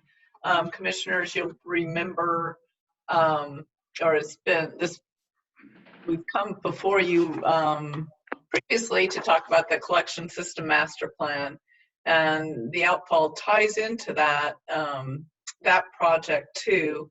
This project has been anticipated for several years.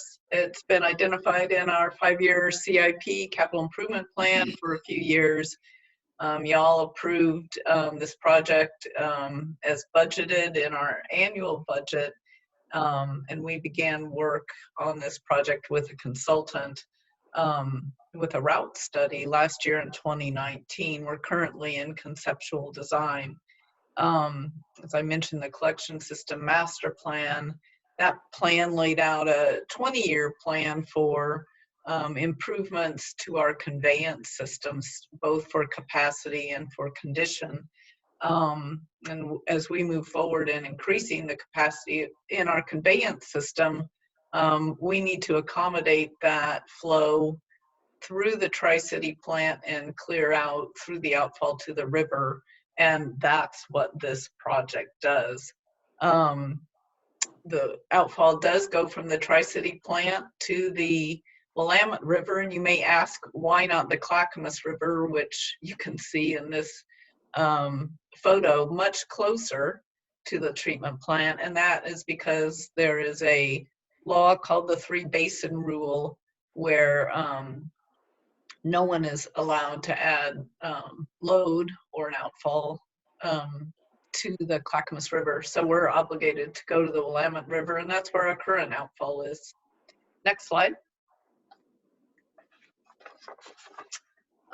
So if there's one thing to remember from the collection system master plan, it's that the least cost path forward with respect to I&I reduction or convey and treat I&I, which is infiltration and inflow, the least cost path forward and our recommended plan is to reduce infiltration and inflow in, I think, 19 key basins in the service area for WES.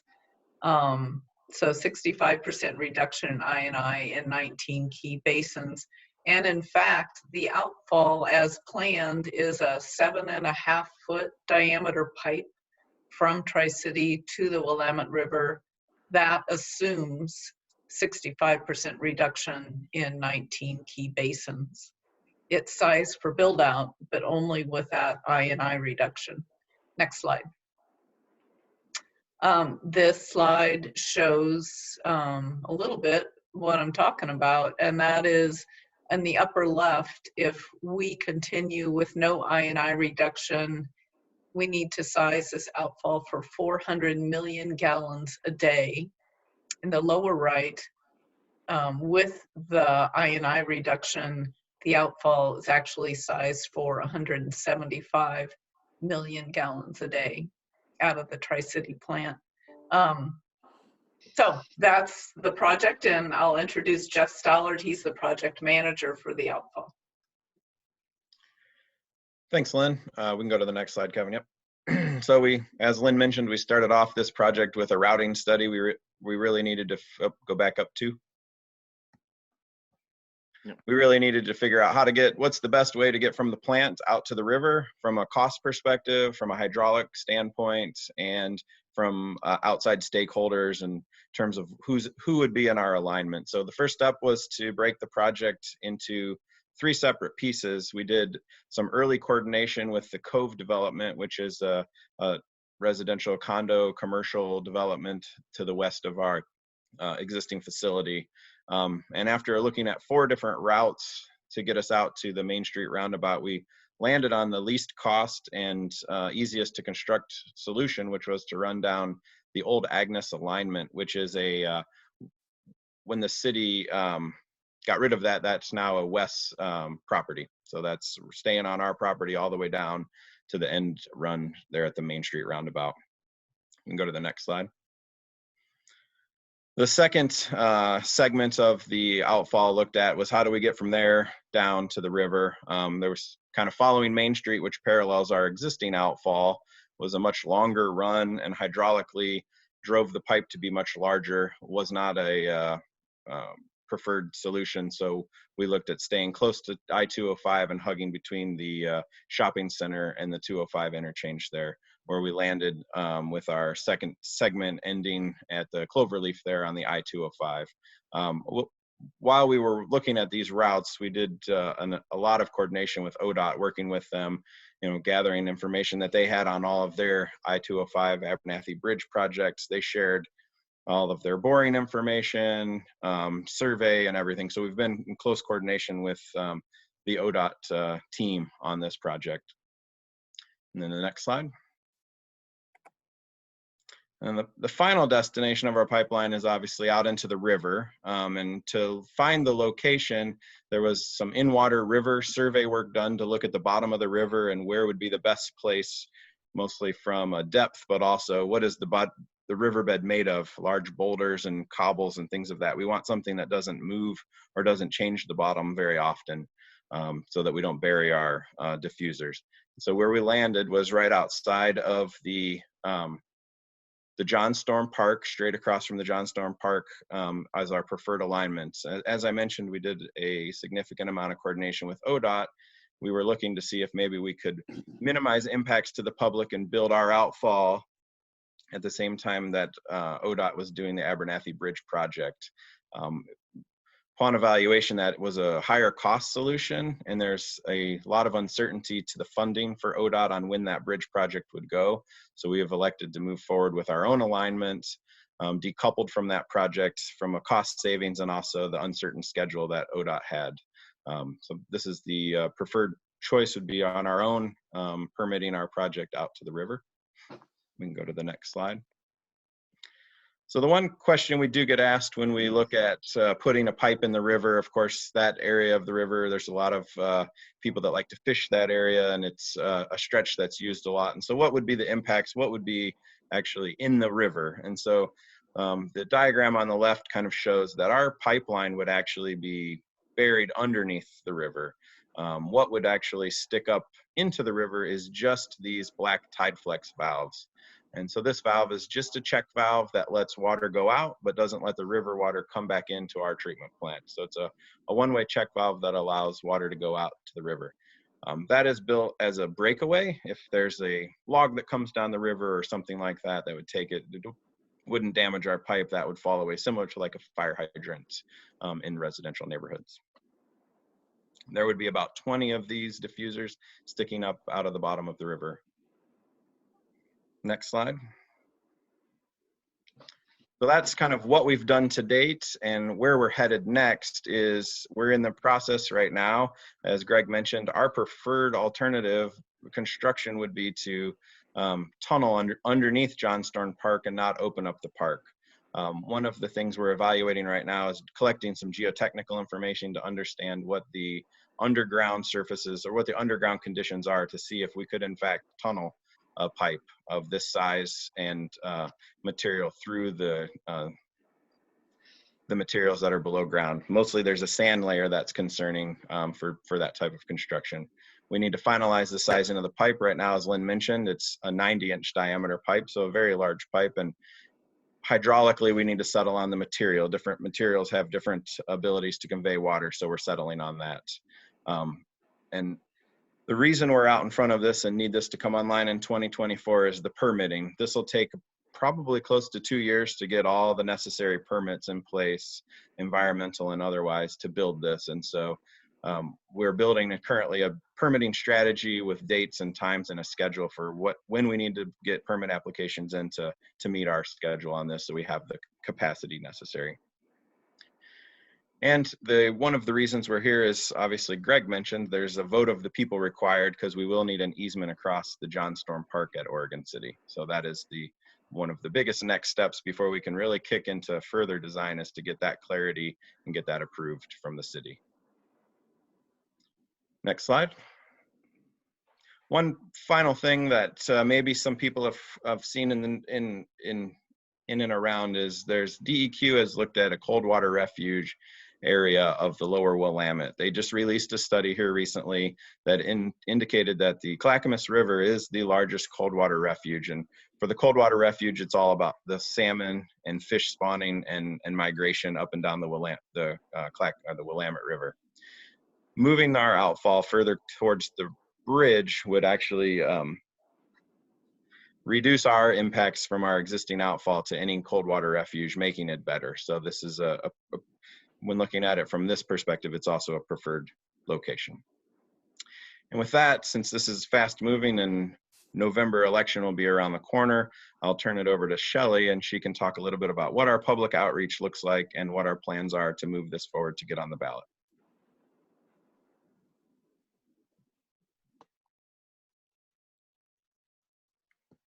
Can you hear us, Shelley?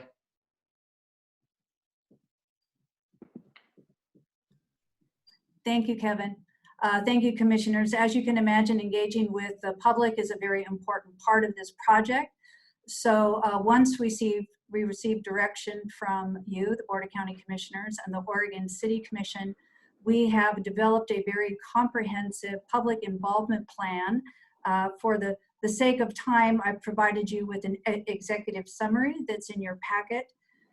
But I really want to say that the City of Oregon City staff has been tremendously supportive in helping us think through all of the key components. They're helping us develop a stakeholder outreach plan along with the consulting firm that we brought on board, JLA. They are also supporting us with some recommendations on how to move forward with the ballot measure language. There's an extensive process that you can see, from ensuring that we have information involved and available and accessible both online, as well as we're going to have to do some really unique stakeholder engagement strategies in light of the new COVID situation. So where normally we would enjoy a robust outreach effort face-to-face, we are going to look at some online open houses and also developing some platforms working within our strategic networks. The goal is to really focus on those private sort of one-on-one stakeholder group meetings first, to ensure that we understand the needs and concerns of those who might most be impacted in and around the John Storm Park. And then we will be building out from there with the idea of having the open houses in the summer and fall, and being prepared to address any of the public's concerns or needs around the vote in November. So with that, that concludes my short summary on the update on our public involvement strategies. Are there any questions for the team? Is that the end of your presentation, Shelley? Yes. Okay, let me stop here. There should, well, actually, Kevin, there should be one last slide for the okay, let me go back. Sorry. So our recommendation, basically, we're seeking your approval to seek support from Oregon City to develop this ballot measure and get it on the ballot. So you probably need a motion. So you have some questions, Mr. Chair. Commissioner Humbertson, then Commissioner Fisher. Yeah, I'm prepared to make a motion in support, but I did have one technical question backing up to the diffusers and check valves. And it's just something that occurred to me. If you do knock off one of those check valves with a log or something like that, do you have the idea of having another check valve further up line so that you don't get inflow from the river? So the short answer is no, there's not a redundant check valve there. We will do, so our plant's situated higher than the river. So the river would not, so the diffuser does two things. It's a check valve to not stagnate our water, but also to help with diffusion out into the river. So if you think of it as like a spray to help spread the water stream out to minimize those kind of jetting impact of water going out into the river.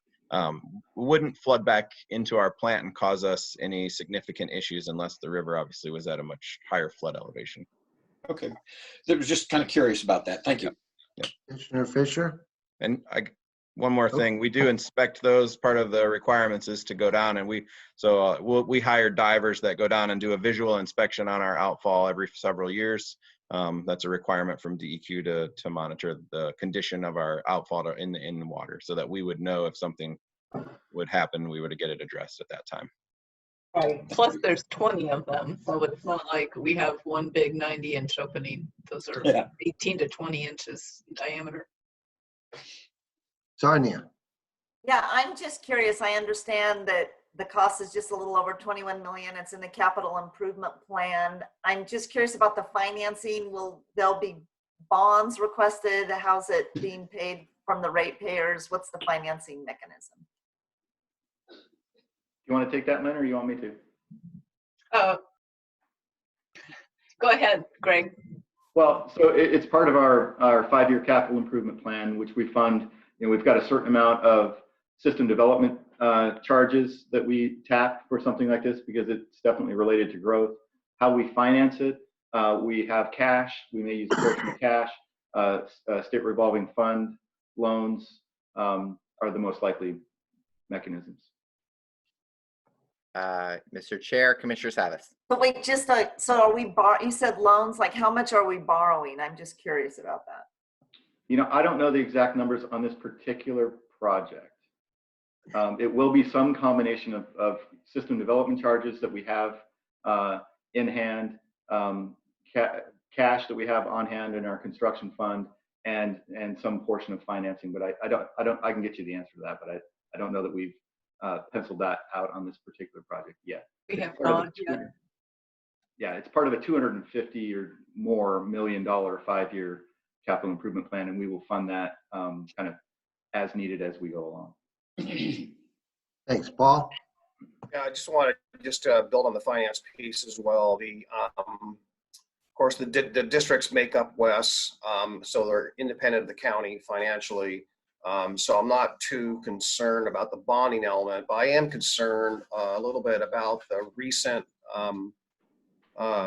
discussion, and I don't know how we're going to be shaping up going towards the budget cycle with an SDC recommendation, but if it's similar to what the committee came up with inflationary only, my concern there is that the cost will be borne by the ratepayers for something that is really, as staff indicated, was induced by growth. And also the element of I&I, and I'm sure when we build a new home, we're building tighter systems, so we don't have to worry about that as much with perking and all the other methods to limit the amount of outflow and potentially get into the system with I&I issues. But being that the I&I is, I was really hoping by now we would have a more aggressive I&I program with the jurisdictions that own their pipes, so we don't have a lot of control over. We need to move towards that, but it just seems to be a little bit burdensome, I think, to the ratepayers to be picking up the cost for this, because I don't think that the SDCs are going to pay that much of those costs. And the existing base, we keep on going back to the existing base, the existing ratepayers over and over and over. And I know our SEC recovery rates don't even measure up. So the fact that we're only going to do an inflationary piece bothers me a little bit, but I'd certainly like to hear your input on that. If I can go back to one of my slides, Kevin, the one with the 2 graphs. Okay, give me 1 second here.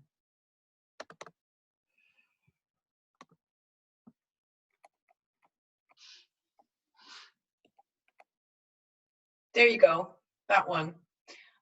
Commissioner Savas, if you look in the upper left or the lower right, the blue line is existing service area, not growth. And if you can, you'll notice the capacity of the existing pipe is 75 MGD. We're there today. Most of the additional capacity required is the flow from the existing service area, very little growth related to that. And we are moving forward with a I&I program daily. In fact, we're working on it. We have meetings with member cities today, 2 cities today. Right, which really kind of gets back to whether it's growth or whether it's I&I. You know, we're increasing the hydraulic capacity because of really the combination of the two, and I'm not saying proportionally they are what they are, but just concerning that I&I programs to limit that has not been addressed, and yet we're passing that burden on. All right. We need the outfall whether or not I&I is addressed. We need a much smaller one addressing I&I, and we're working on that. All right, so we need a motion. Mr. Chairman, I move to approve option 1. Second. We moved in second that we approve option number 1. Any further discussion? Kevin, please poll the commission. Commissioner Schrader. Aye. Commissioner Fisher. Aye. Commissioner Savas. Aye. Commissioner Humbertson. Aye. Chair Bernard. Aye, motion carries unanimously. Thank you very much. Have a great day. Thanks.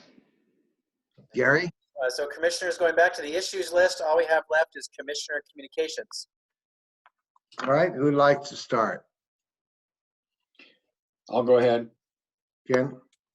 This will be very brief. I have a meeting with BCS coming up. I think it's next week to discuss issues that have to do with the Fair Board, but I have no other report than that at this time.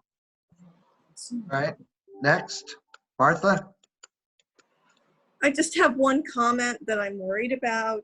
I've been following economic analysis pretty closely, and we are on the brink of what they would call a deflationary collapse, which would mean this would not be a recession, but a full-blown depression. And essentially, when we talk about recovery, we're going to have to take this information into consideration. The best thing I can tell you to give you an idea of what this is, the price of oil right now has dropped below 0. So what the economists are saying is that we're going to be seeing massive deflation, which can really lead to lower prices, production, lower wages, and decreased demand. So I'm just being a little prescient here that I do think we're on a precipice. I don't think we can be opening things as quickly as we would like to because the virus is spreading and we haven't peaked yet. But the last in 2008, that was a financial issue. Actually, in 2020, what we're facing is an economic worldwide issue. So I'd like to be very involved in recovery efforts when the time comes. All right, Sonia, you want to be next? Yeah, I just want to update folks. I'm not sure if everyone saw that there was a hospital that's being proposed in Wilsonville, and there were letters by elected officials asking the governor to use the COVID-19 crisis to go to not involve a certificate of need process. This is a real concern for our Health and Human Services Committee through Association of Oregon Counties, and that group voted to support the governor, who just said that they would not use the COVID-19 executive powers to basically fast track this and not do a certificate of need process. So basically the committee decided they wanted to support the governor because we all know that community mental health services are so important, and we lack infrastructure currently, and we are concerned about diverting resources that would go into the community to a hospital. There may be the need for a hospital, but it needs to go through a process to determine that. And so the committee's going to do that. I know I've been in contact with Chair Bernard, who's been in contact with Chair Kafori and Chair Harrington, and they've been discussing this issue to the Tri-County area, but I just wanted everyone on our commission to know that that committee decided to support the governor. There were some pretty heavy hitters supporting that request. Congressman Kurt Schrader was on there, Lynn Peterson was on there, Mary Sterrett from Yamhill County.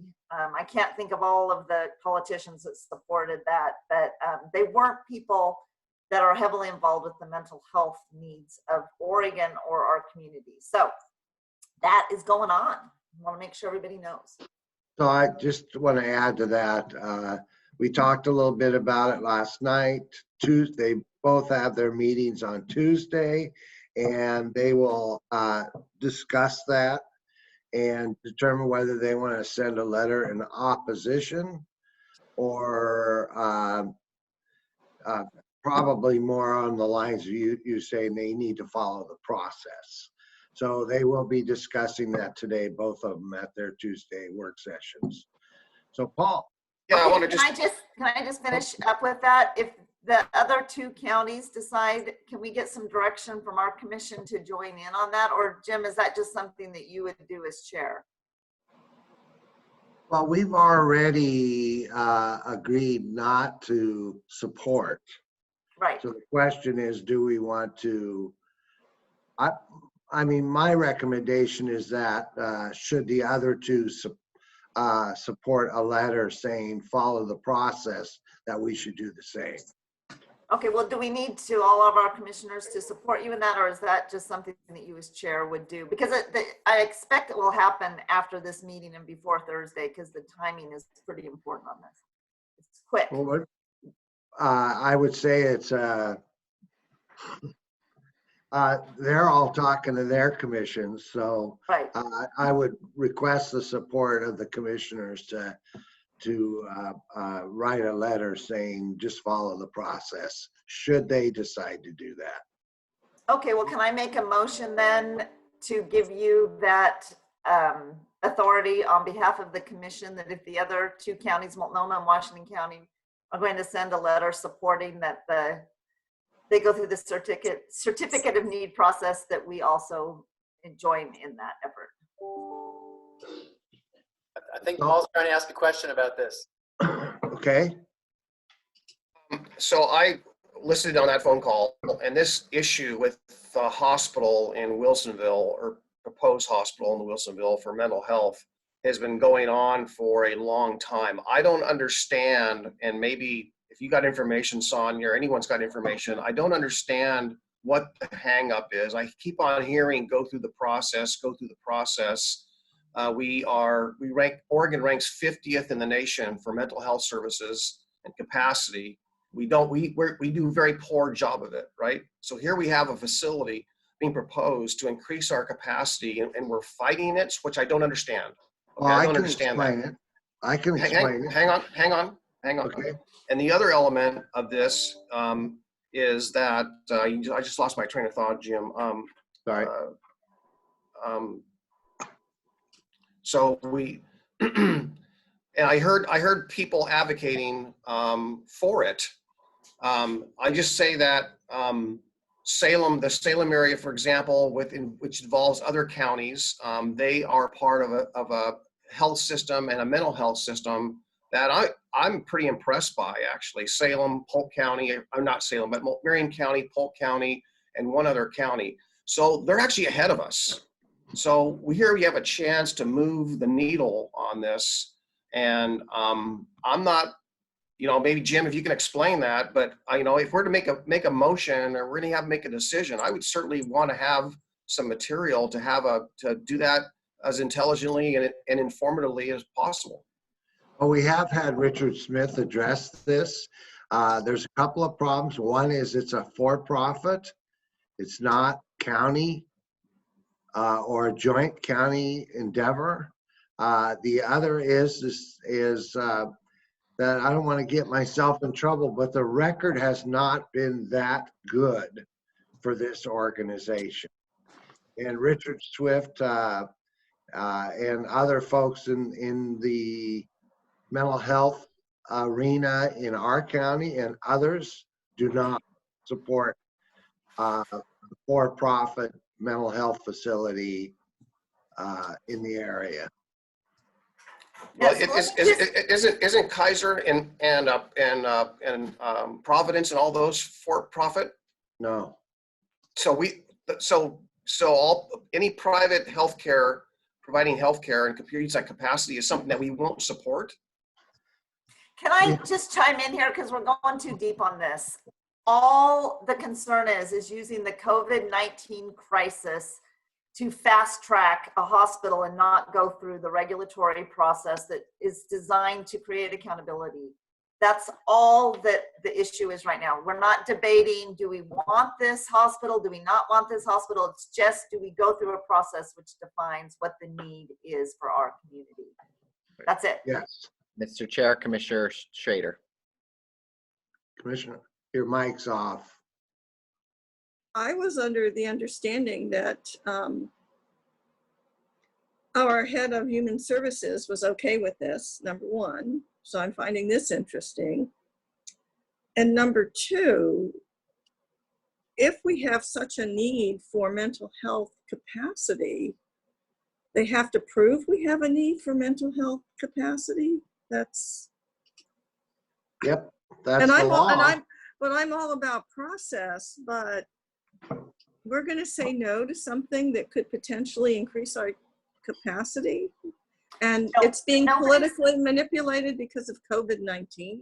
Nobody's saying that. Nobody's saying no. They're just saying do not use COVID-19 as it's not related. The need for a hospital wouldn't be related to the COVID-19 crisis. We know within our mental health system as it is, we do have a lack of need in the community. And if we need a hospital, we need to define it because there's only so much money. So where do we put our money? You got to go through a certificate of need process. The last time that this entity went through the certificate of need process a couple years ago, they did not prevail. They can go through it again, and then we can do that. But the emergency right now, they're just not related. Can I find out why they didn't prevail?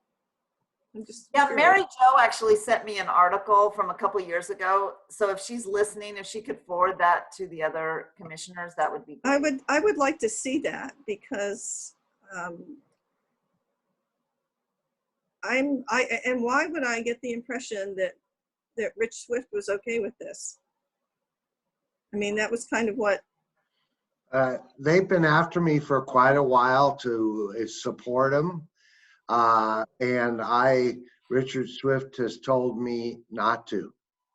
Yeah. All So. right, well, that's not what I've been hearing. So someone is not being upfront, evidently. Okay, thank you. All right, Commissioner Humbertson. It still seems to me it comes down to a simple question. It's not an issue of whether they should or they shouldn't. It's an issue of process, and I have no problem with the idea of requiring them to follow process. We require other organizations that try to end run process all the time. And we say, no, follow the process. So as long as that's what we're talking about, only what we're talking about, I'm okay with saying follow the process. Okay, so let's entertain a motion. So moved. Is there a second? Sonia? Okay. Any further discussion? All those in favor, say aye. Or poll. Commissioner Savas. I'm gonna abstain. I'm just hearing conflicting information here. I mean, it's hard for me to, yeah, I'm hearing conflicting information. I can't make a decision based on that. Okay. Commissioner Humbertson. Aye. Commissioner Fisher.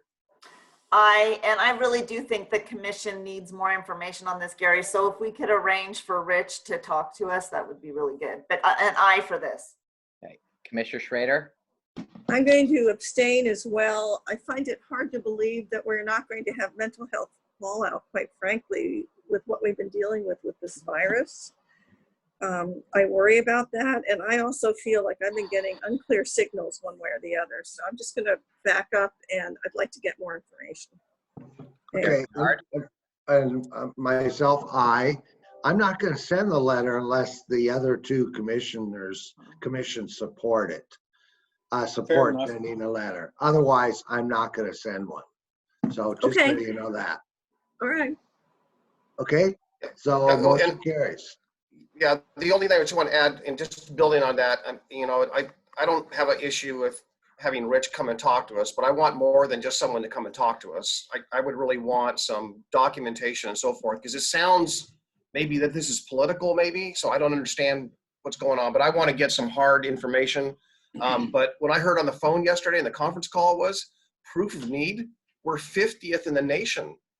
We're the worst state in the country, and we want to somehow prove we have a need.